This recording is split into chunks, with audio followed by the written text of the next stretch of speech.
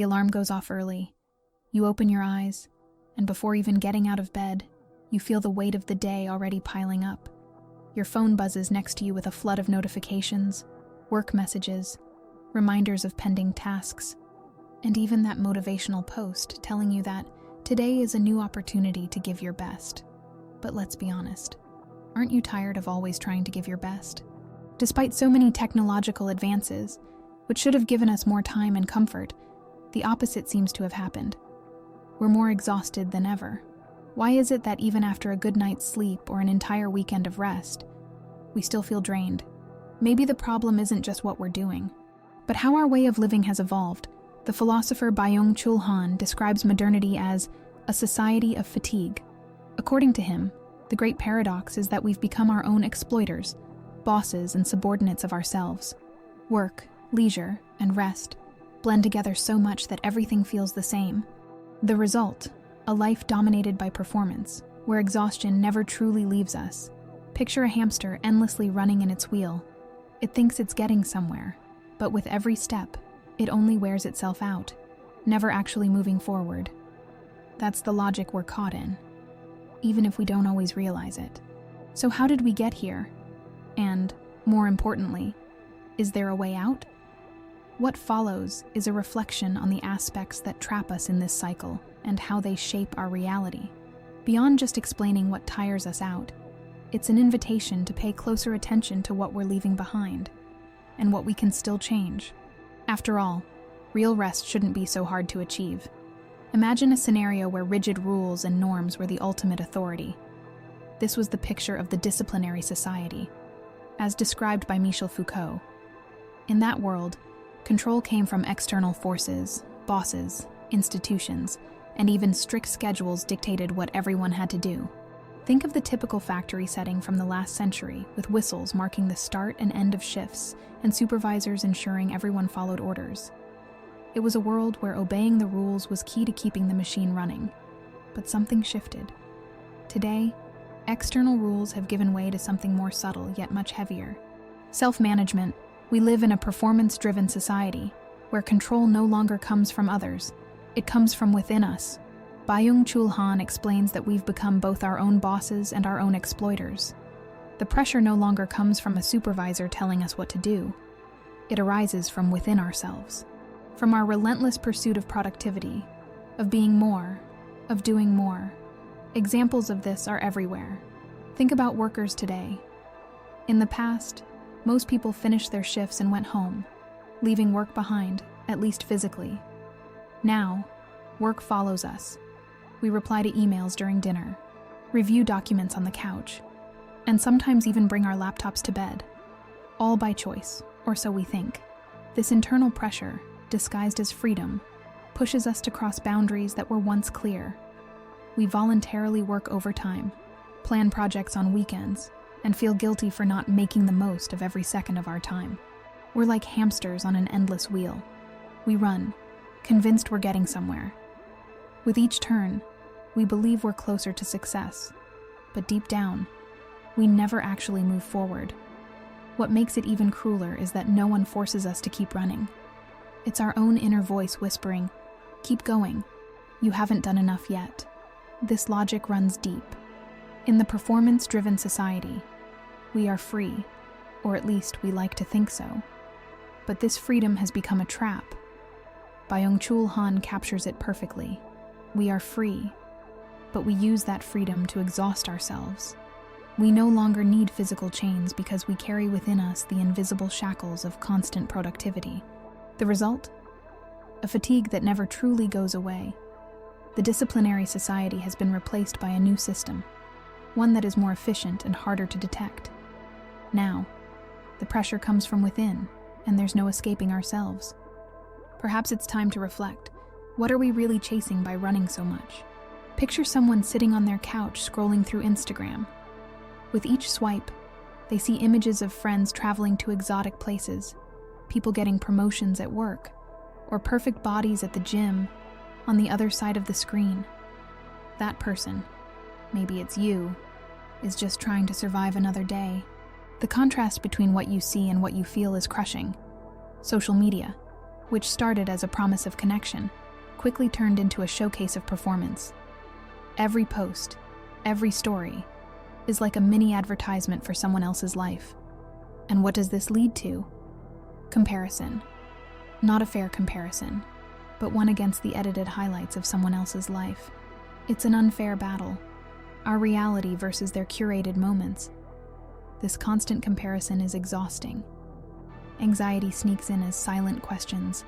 Why am I not as successful as they are? Or, what am I doing wrong? Philosopher Guy Debord, in his critique of the society of the spectacle, predicted something similar. We live in a world where appearances matter more than reality. Social media has amplified this, turning even moments of leisure into performances meant to earn likes and comments. The impact goes beyond self-esteem. Social media reinforces the logic of the performance society. Even in our free time, we feel pressured to prove we're being productive. A walk in the park isn't just a peaceful moment. It's a photo opportunity with the caption, "Taking care of my health." Cooking to relax turns into a trendy reel with background music. Even rest becomes content. The strangest part is that it all feels like a choice. No one forces us to post. No one demands we share every achievement. But seeing others do it makes us feel like we're falling behind, and that drives us into the same cycle. The freedom to be offline becomes nearly impossible, because disconnecting feels like opting out of the game. And who wants to look like they're being left behind? In the end, it leaves an uncomfortable question. Are we truly living our lives, or just trying to showcase them to others? Social media, which was supposed to bring us closer, ends up isolating us in bubbles of unattainable perfection. Maybe it's time to ask, how much of our exhaustion comes from the effort to maintain an image we don't even need? If social media puts us on a constant stage of comparison, it's because there's a deeper engine driving this dynamic. The culture of performance, the idea that we must always outdo ourselves, reach new goals, and be the best version of ourselves, has become a mantra. But while we strive to fit this ideal, do we even notice the weight it places on our lives? Imagine the story of someone who, in fear of falling behind, juggles work, evening classes, morning gym sessions, and an attempt to maintain an active social life. Each day, they check another task off their list, yet never feel it was enough. And if they pause for even a moment, they're haunted by a nagging thought. I'm wasting time. This behavior isn't an exception, but a reflection of a society that glorifies individual effort and meritocracy. We're taught that anyone can achieve anything as long as they work hard enough. However, this idea ignores social contexts, inequalities, and human limits. More than that, it creates immense pressure for each of us to become our own final boss in a race with no finish line. The logic is brutal. If you haven't succeeded, it's because you didn't try hard enough. In this framework, exhaustion is almost seen as a badge of honor. Sleeping less, working more hours than necessary, and always being busy are interpreted as signs of success. But deep down, the lingering question is, what's all this for? Byung-Chul warns us that in a performance-driven society, discipline has been replaced by constant self-improvement. In the past, external rules controlled us. Today, we create these rules for ourselves, but that doesn't mean we're free. On the contrary, we've become slaves to an unattainable ideal, draining our energy in pursuit of a perfection that exists only in our imagination. Perhaps the most fitting metaphor for this logic is that of an endless game. With every level you beat, there's another one, even harder, because expectations never stop growing. The result, the feeling that no matter how much we do, it's never enough, even when we're on the verge of burnout. When we think about the role of the culture of performance, its connection to social media becomes clear. Both reinforce the idea that constantly doing something, and doing it well, is the only way to exist. But are we losing something essential in the process? Have we forgotten what it's like to live without the constant pressure to be productive? If the culture of performance teaches us to value doing above all else, it's no wonder that idleness, the simple act of doing nothing, is seen almost as a sin. And here lies the paradox. The more we strive to be productive, the less we know how to rest. The result is a void that we try to fill with activities that, in the end, only leave us more exhausted. Imagine someone deciding to enjoy a day off. Instead of simply relaxing, they grab their phone to set up an app to track steps during a walk, log minutes of meditation, and, before bed, check a report on their sleep quality. The time meant for rest becomes yet another performance, an attempt to turn even leisure into productivity. This obsession isn't new, but it has intensified in contemporary society. Aristotle once said that leisure is essential for happiness and creativity. To him, free time was a moment for contemplation, when the spirit could renew itself. Yet, in our relentless pursuit of results, we've turned even leisure into something productive. Byung-Chul calls this productive leisure, time that exists solely to prepare us for the next round of work, rather than being enjoyed for its own sake. The real question is, when was the last time you did nothing without feeling guilty? It seems like a simple question, but the answer reveals just how far we've drifted from the idea of true rest. Today, doing nothing is seen as a waste of time, a luxury few allow themselves. This loss goes beyond physical exhaustion. Without moments of contemplation, we also lose our connection with ourselves. It's in moments of idleness that we can reflect on our choices, question our paths, and even find creative solutions to problems. When life becomes all about producing, living turns into a series of tasks, and free time dissolves into a tangle of goals. Thinking about this, it's impossible not to tie it to the weight of the culture of performance. The same logic that teaches us to measure our worth by what we do also prevents us from valuing rest. And so, we remain stuck in a cycle where exhaustion isn't just a consequence, but the very engine of our routine. Isn't it time to reclaim the true meaning of leisure?